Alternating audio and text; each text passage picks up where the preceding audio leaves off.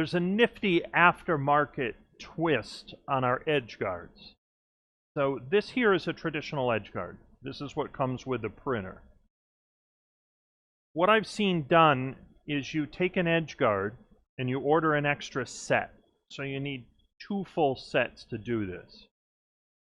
And what we do is we take the second set apart, and what you have here is a single edge guard, but with another edge guard doubled up.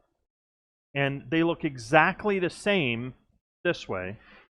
And what we're doing is simply adding another one, and you're using the exact same screws. By doing so, you're elongating the edge guard. The edge guard is twice as long. I use this on occasion for some high-intensity prismatics. I've used it for some 12-point cardstock. There's certain medias that, because of the memory of the media and the arc of the media, that you're simply going to need a little more to hold it down.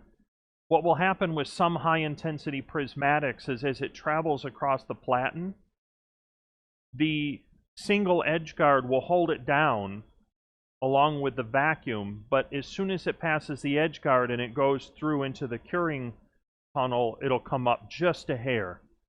And after it goes through, the weight of it will automatically lay it flat, but until that happens, the print head will barely, the front of the carriage will barely touch the media, and it can leave little scratches.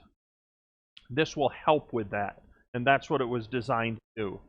One thing to keep in mind is when you have a double edge guard like this, one part of it is holding it down, and then there's a space, and then you have the other part holding it down. In that area of the space with some medias, I've encountered some difficulties where you at least want to be aware of that. I have in some cases taken something and kind of bridged this gap. Lots of little tricks to do that. But for the most part, I haven't needed it. This has fulfilled some of the expectations I'm looking for on certain medias that just simply have a lot of memory. Maybe at the end of a 12-point cardstock, I might use this. So that's what these are for. It's a nice touch, something I thought I would mention.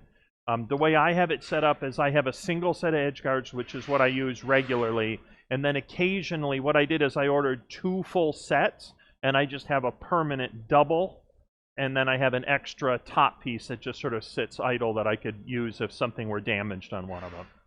So that's the double edge guard. Just thought I would mention it, explain what it does, why you would use it, and what it looks like and how to create one.